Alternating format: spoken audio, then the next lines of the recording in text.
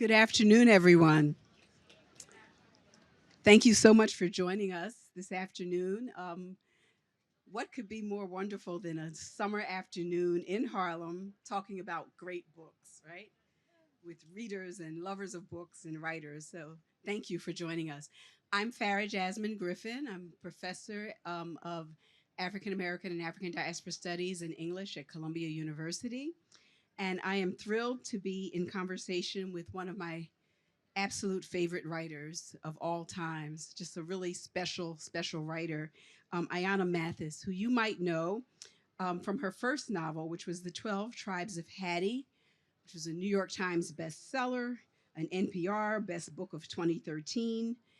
It was actually the second selection of Oprah's Book Club 2.0 when she restarted the book club. Um, the 12 Tribes of Hattie was the second selection. It has been translated into 16 languages. Her nonfiction has appeared in the New York Times, The Atlantic, Rolling Stone, Guernica. Ayana is a graduate of the legendary Iowa Writers Workshop. She was born in Philadelphia, and we'll talk a little bit about Philadelphia as an inspiration and setting for her fiction. She currently lives in New York, where she teaches at Hunter College's MFA program.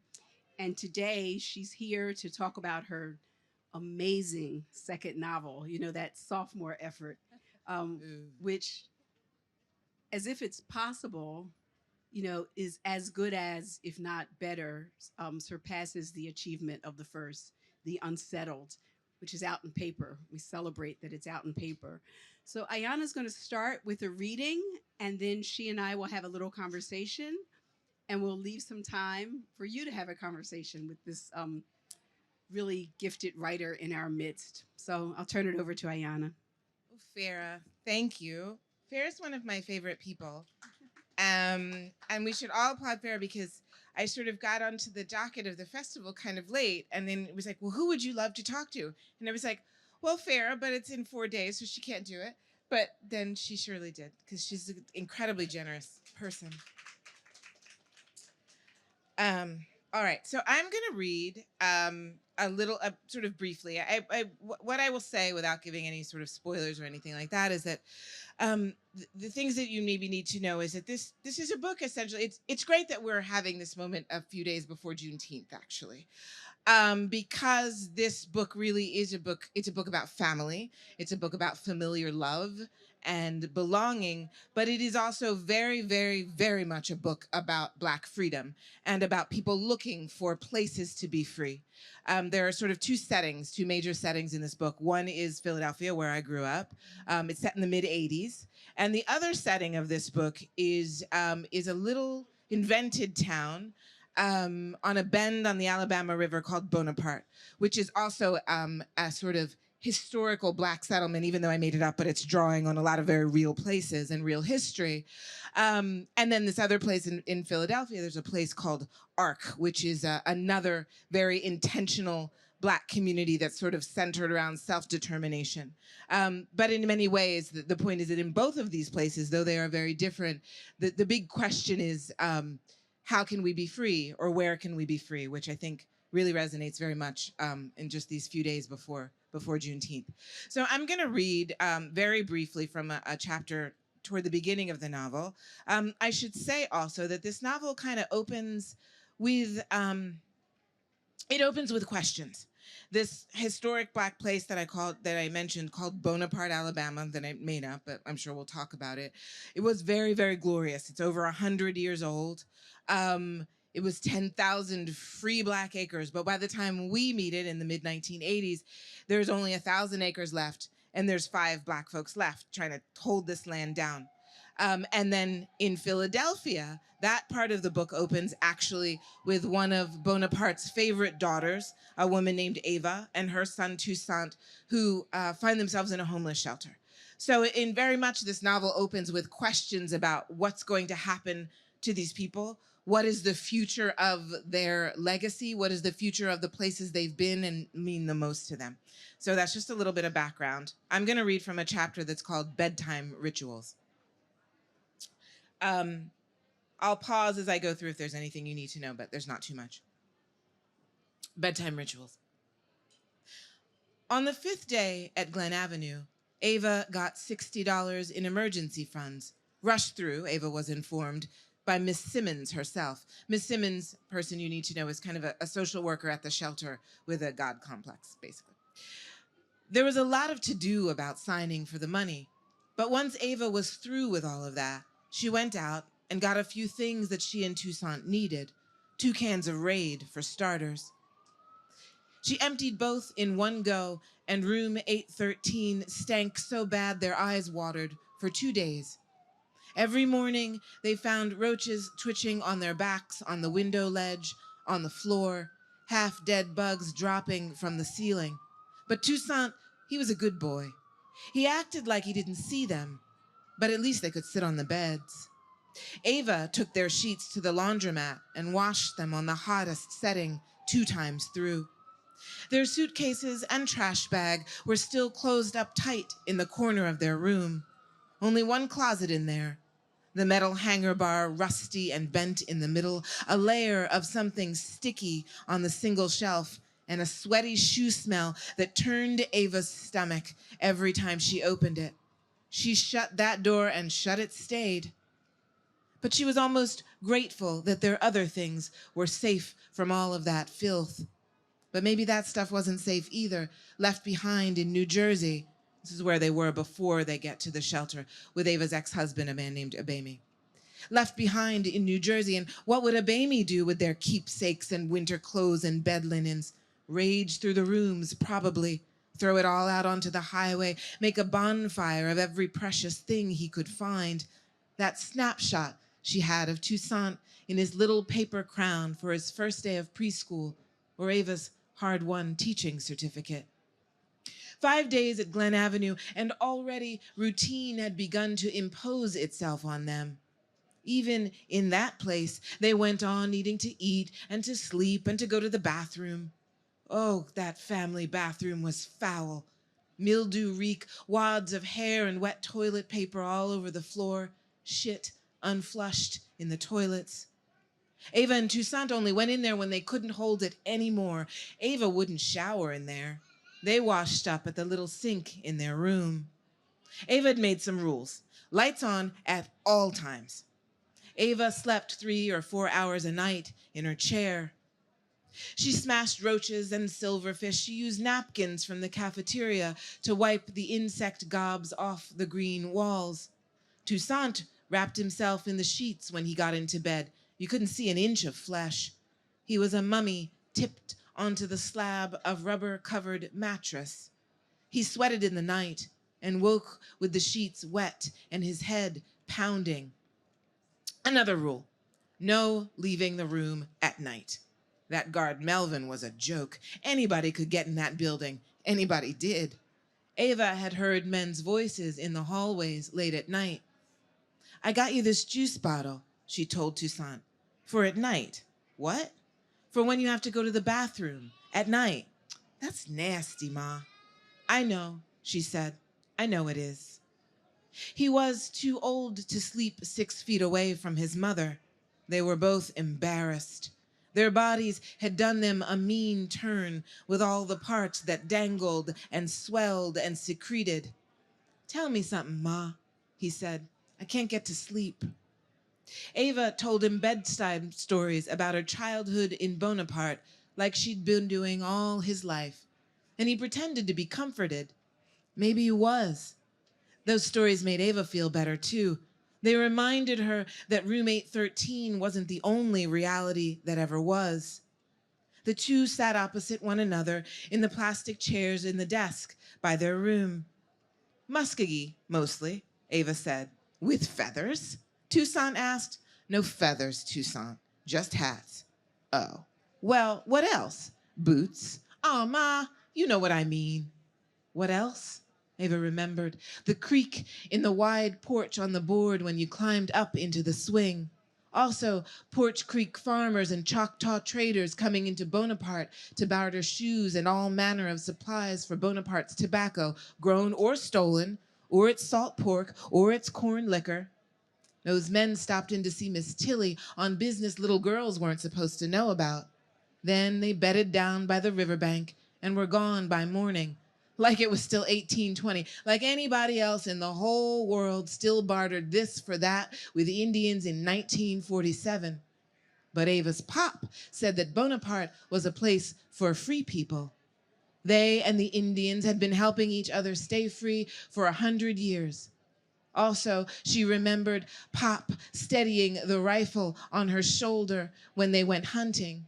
Hold, hold, then the shot exploding and the wing beat when the spooked osprey flapped out of the trees and the shot wild pig crashed into the crispy summertime underbrush. Oh, the taste of roasted pheasant, fresh killed, a pleasure Toussaint had never known. And then there were flood years when game was the only food because the fields got washed out and everything rotted or never grew in the first place. And of course, her mother, Duchess, at her piano in the front room, playing and cussing. Toussaint's next question would be about her, this grandmother he'd never met, who lived in a place so far away and so strange it may as well have been a fairy tale, at least in Toussaint's mind. Duchess didn't know she had a grandson. Bonaparte, she said now in their room, was the second Negro incorporated town in Alabama, 1868. You always say that, Ma. It's important. I know. What else, he said. What about my grandmother? I'll stop there. Thank you. And that's just a few pages of one chapter. So why don't we just start there, because there's so much that you accomplish in what you read in that chapter. So I want to start with your sense of place and your sense of setting. So there's Philadelphia, which is a place that we both grew up in, right? A historic place that we know, the streets we know. There is the places in Philadelphia, this shelter that many of us have never been inside of, but you give us such detail, visceral detail of the various parts of the shelter and the experience of people we see on the street every day on their way to and from the shelter. And then there's this imaginary place, Bonaparte. Can you talk a little bit about what goes into the creation of, and all of them are imaginary places. They all come from your imagination. So what goes into your imaginings of those places and the very detailed way you make us inhabit them? Because we do. Can you just talk a little bit about your sense of place in this novel? Yeah. Hold on. I'm gonna take this out of here. Okay, that makes life easier. So I'll start with Bonaparte. Actually, I'll start with the character who's sort of Bonaparte's custodian, Duchess, who was mentioned in the little excerpt that I read. Duchess is a formerly itinerant blues singer. When we meet her, she's in her 70s. She's way off the road. And she's settled in this place, Bonaparte, in part because of this very charismatic man, Ava's stepfather, who she met.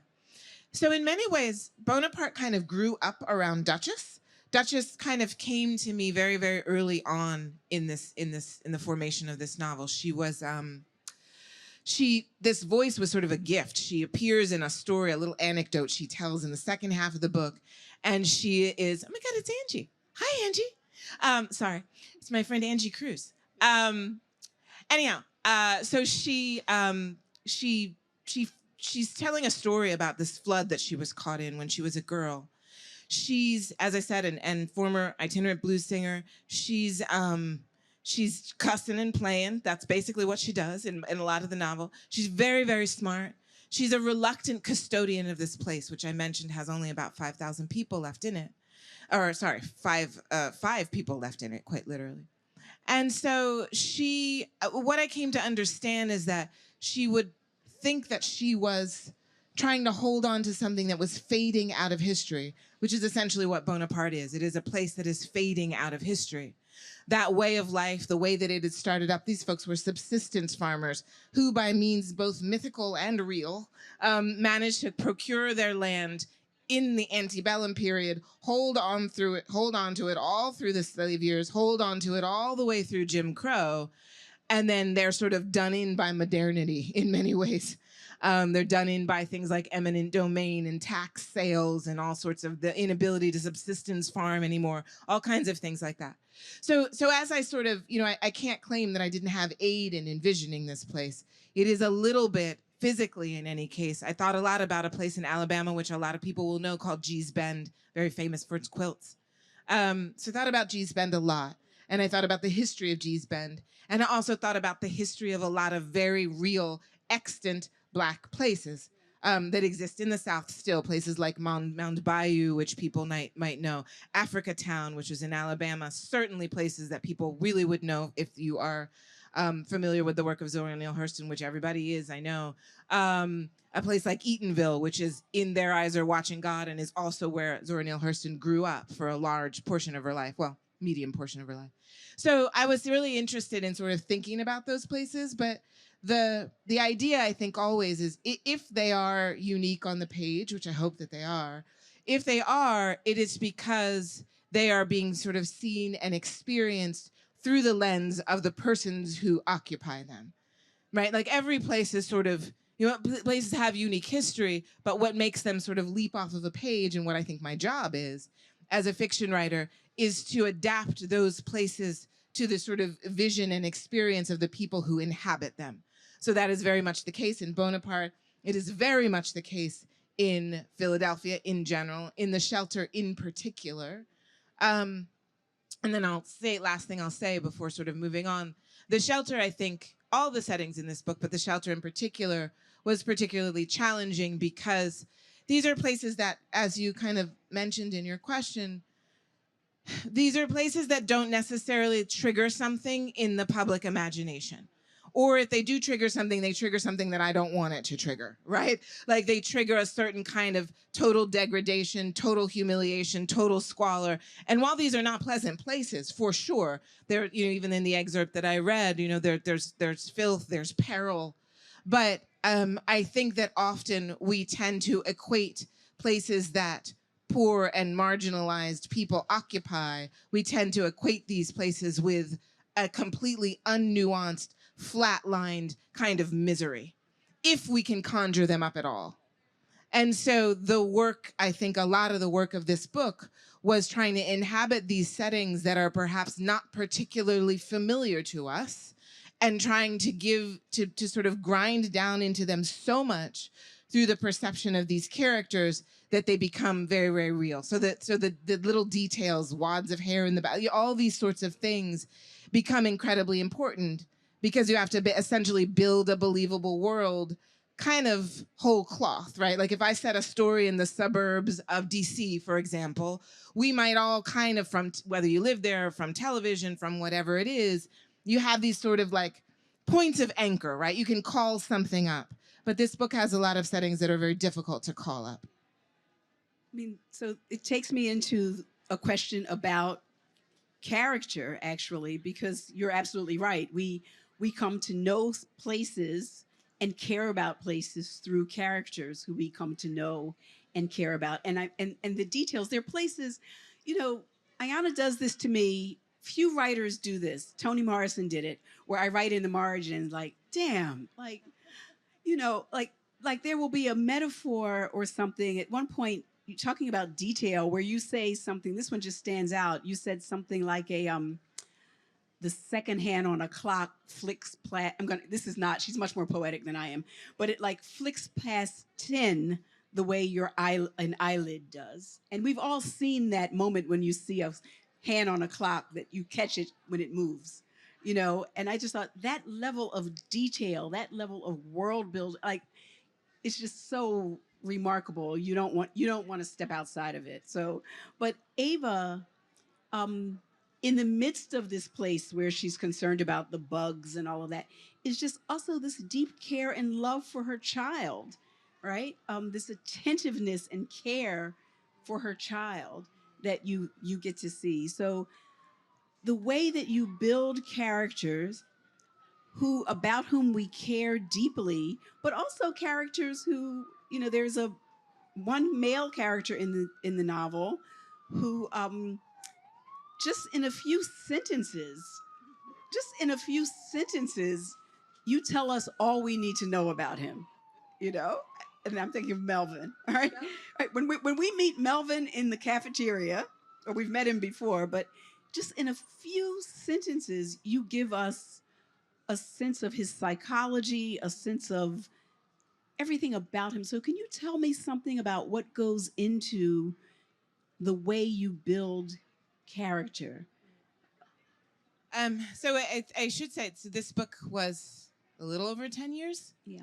It took quite a long time. And so I think, there's the character like a character like Duchess, who, as I said, was kind of a gift. Yeah. She sort of, this voice kind of came, and as soon as I heard the voice, I began to sort of understand what it was that she needed to do. So she sort of built herself in a certain sense. Yeah. A character like Ava, on the other hand, Duchess's daughter, sometimes I blame her for the whole 10 years of this of this novel. She was really elusive. She's not easy. She is. I hope that she becomes a character. I don't know that I think that she's likable, but I do think she's somebody we stay with. You sort of root for her sometimes. You get angry at her sometimes. You can invest in her. And the most difficult part, I think, of building her was building a person in whom one could invest. Because she's pretty flawed. Everyone in this book is. This is a book of people who are trying to love each other, failing to recognize that what is being offered to them is love, often failing to offer to their loved ones the thing that they need in the moment that they need it. So everybody is kind of always sort of going like this in this book, as was the case in the first book. But that can make things a little bit perilous in terms of helping readers, or me, I guess, to kind of to build a character that fails a lot in ways that we often judge harshly, and that we can still attach to. There's a lot of, Duchess, of course, is a mother. She's Ava's mother. Ava is Toussaint's mother. But these mothers are mothers going through sort of intense challenges around mothering. I make a joke sometimes that this is a book about failed mothers. And they're not failed, but they're certainly challenged and challenging. And circumstances fail them. And circumstances fail them utterly. So they're sort of, one of the big challenges, I think, for all of these characters was sort of how to create folks who were realistically and believably flawed, as people are, without making them such objects of judgment that we would sort of walk away from them. I think,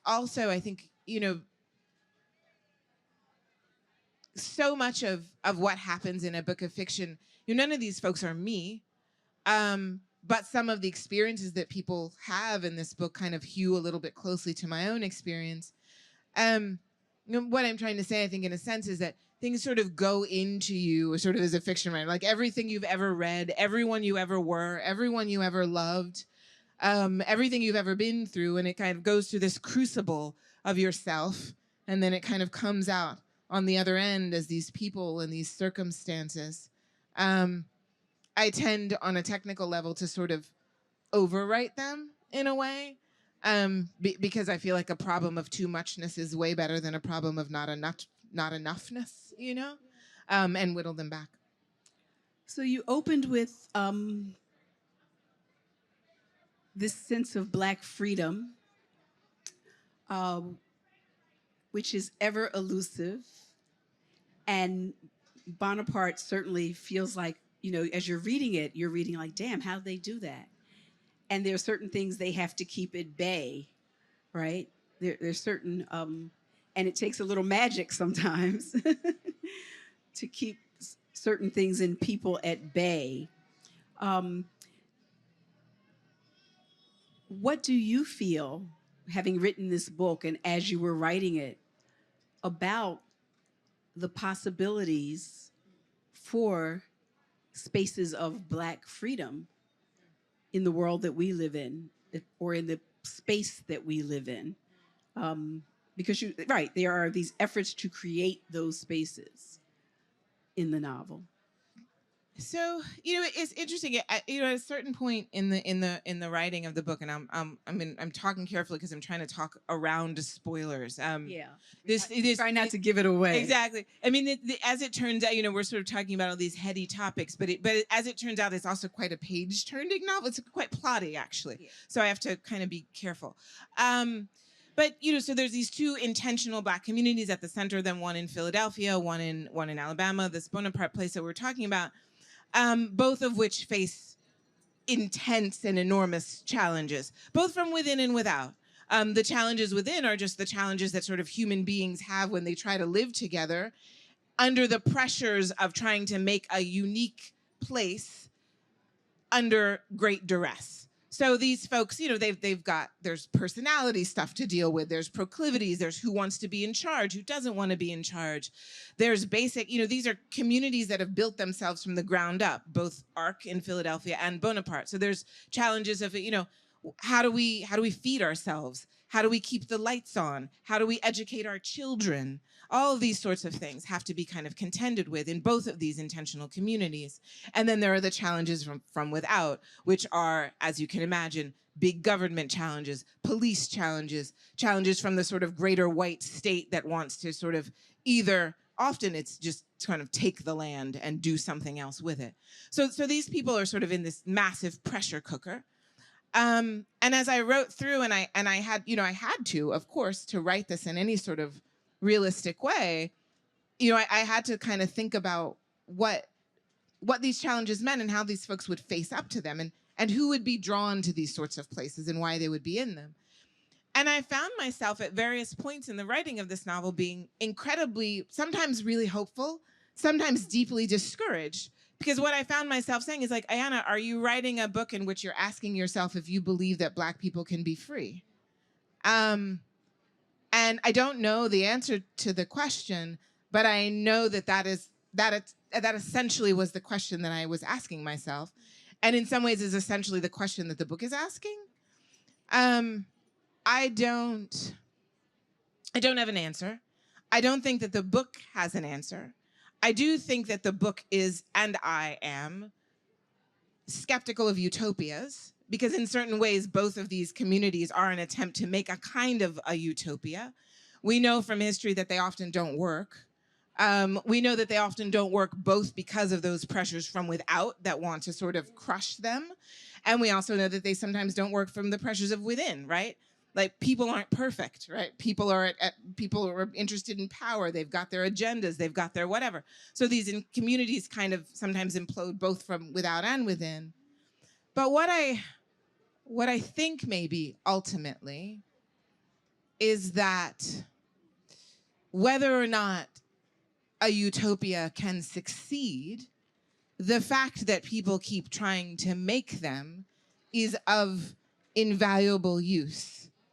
Number one, it's of invaluable use because often what happens if a utopia is created because it's acting against something, right? And we're making a Black utopia because there is a larger, racist, white, capitalist world that we don't feel safe inside of. Right. So we're going to try to make this thing that exists over and against that thing. Whether the thing succeeds or not, what it has done is hold up a big mirror.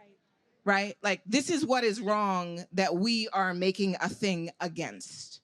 So, the act of continually holding up the mirror is incredibly, incredibly invaluable, actually. Like, what would we do without it, right? Like, almost every movement that has changed anything in this country has part of the function has been to hold up a mirror, right? Like, this is what's wrong. So there's that. And the other thing that I think about utopias is that, I think the people in this book, they're true believers. We don't know how things are going to turn out for these people, and they don't know how things are going to turn out for them. But what they do have is a deep and real belief in the future. And often the society, sort of the larger society around them, it doesn't feel to me very much like America in this moment much believes in the future. Right? It believes in a present, it believes in an illusion of power, it believes in all sorts of things, but it doesn't necessarily believe in the future. It believes in a continuation of an illusion, which is not sustainable. So these folks believe in an actual future. When you make a utopia, we're doing something different that can be sustained, that can go on. It's an actual belief in the future. And of course, an actual belief in the future is hope. And so I think, I don't know what do I think that Black people can be free? I don't know. I don't know the answer to that question. But I do know that it is possible to believe in a future. And I do know that it's possible to be hopeful. And I think that maybe that is what the book is sort of gesturing towards. See what I mean? My last question before we open it up is this then, because this,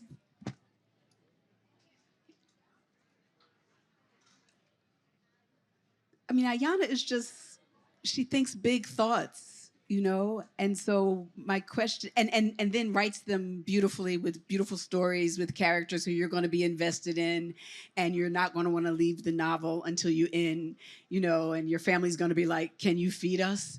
You know, so here's my question, like, because these are big questions that you're asking, like what you just shared, is why the novel?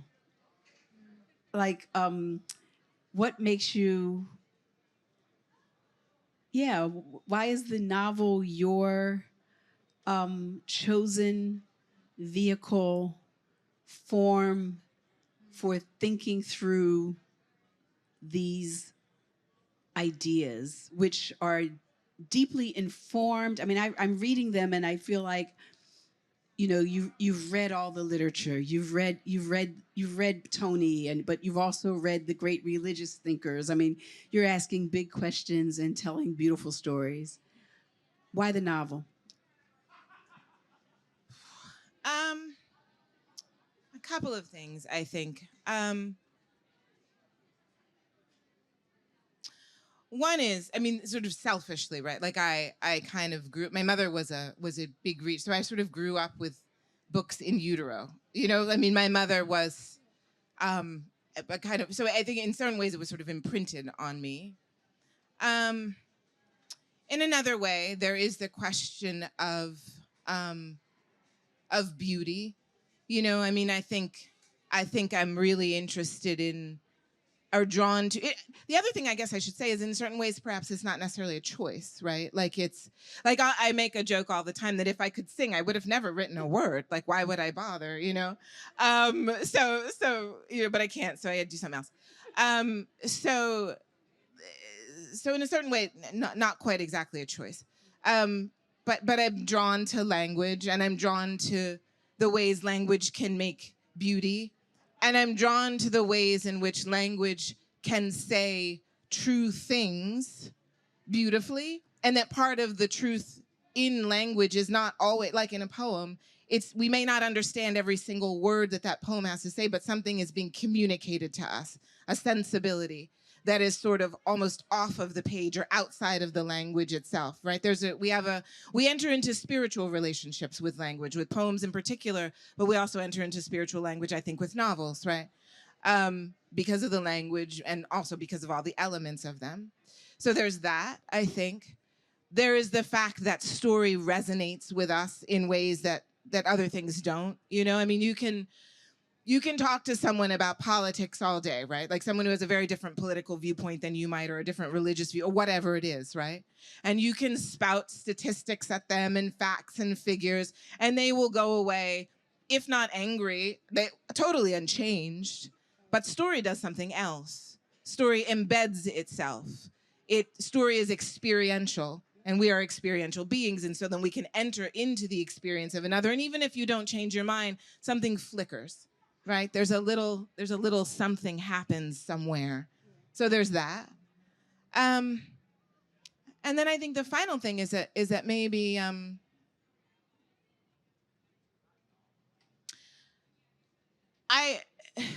my sense of what I'm supposed to be doing with all this novel stuff is not that I'm supposed to be answering questions or solving problems. My sense is that I'm meant to be creating something that's kind of like an archive of a time in which those folks existed in that novel, which is also, of course, the time in which I exist, right? I can set a novel anytime I want, but it's always being filtered through me, through my consciousness. So it always then becomes something of a record of where I was when I was and where they were when they were. So there's that archival thing. And the great thing about an archive, I think, is that um, it doesn't require me to have answers. What it requires me to do is to observe. And in order to observe it requires me to ask questions. And that's, I think, ultimately what I think novels do, is that they ask questions. What is it to be alive in this iteration of humanity, in this moment, in this circumstance, in this body, in this gender or sex, in this racial reality, in this political reality, in this historical moment? It's just a series of questions. And there's a way in which novels, I think, are founded upon asking better and better questions, so that your answers to the questions are not definitive answers in general, but they are sort of a series of observations in response to a question. And I like it's freeing. It's freeing. It opens something and it gives you a lot of space. We're going to open it up. If you have questions or comments, now's the time to share them. Any I have questions. thoughts? So if you've got them, I'm very happy for them. Yes.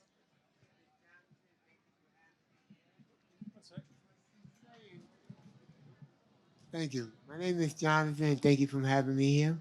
Thank you. What she's saying is a lot. It's true, and it's good, and it's bad. Because what it's going to do, we don't know, it can change the good, or can change the bad, and change you, or change your perspective of how you look at people, places, and things. And there's nothing wrong with that. Why? Because we have several visions that we see when we look out there. But which one we choosing? Which one we going to let stay with us to change people, places, and things for us? The most main important thing, what idea is going to give us. You know, we have to look at all that. And then how we put it together. Is it now, tomorrow, next year? You got to know when to use it. And around what people, places, and things to use it in. So what she's saying is 100% correct. But you have to make the decision, not the book. But the book help you to choose the right decision on the right path. That's what's good about the book. And you make no mistake. It's going to show you. And it's going to tell you right up front. Because if you read the first caption, it told you. Yeah.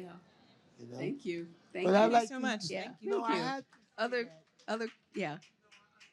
what you're writing, what you're reading when you're writing. People don't read when they write sometimes. But when you read what you write, you'll know if it's in the right perspective. Thank you. Thank you so much. Thank you. Yeah. Thank you. Yeah. Yeah. Great. Great. Other questions? Thank you. Thank you. Yes. Other questions or thoughts? Comments? People are feeling shy. Yeah, everybody's being shy. Yeah. Yes. Hi, thank you. Hello. I'm trying to get more into utopic fiction because I like that idea of imagining a better life for ourselves and a better future for people. And so I was very interested by your comment earlier that you said like utopias aren't possible, and I definitely like understand where you're coming from with that. So I guess my question is, what's the closest thing then to a utopia if we can't have like perfection, and how do you envision that for both this book and for your future writing going forward? An amazing question. Um, I mean, I think that so there's two communities, as I said, in this book. So one is this place in Alabama on this bend in the river called Bonaparte, which exists, sort of over 100 years when we meet it. And those folks wouldn't call it a utopia, but in a certain way, it sort of is. And it has these kinds of, it's a very free Black place. And so the people coming out of it have this kind of unique and sort of unprecedented within the United States, I think, sense of sort of Blackness as a default, right? Like being these sort of free Black people. And I think they come pretty close. I mean, again, is it perfect? Absolutely not. But they have a cooperative economics in which they're farmers.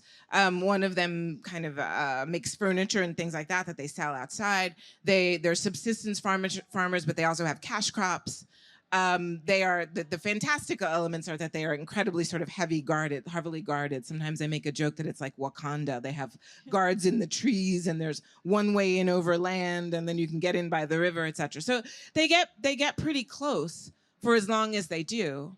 And then there's another community that happens in the second half of the book that attempts to sort of they're very loosely modeled off of a group called Move that existed in Philadelphia. But they're also sort of a little bit Black Panthers. They're a little bit Weather Underground. They're kind of this amalgam of things, politically in any case. And they, I think, without spoilers, they don't have as much success. I'll put it that way. And in some ways, I think they don't have as much success because of the time in which they try to sort of form themselves, which is the mid '80s, which is a pretty, it's just Reagan and it's all the things. And so they for various reasons, they don't have as much success. So I guess in many ways, I guess sort of the answer that I could have to your question is that it seems to me to be about an attempt at a thing more than it is about whether or not you actually realize the thing.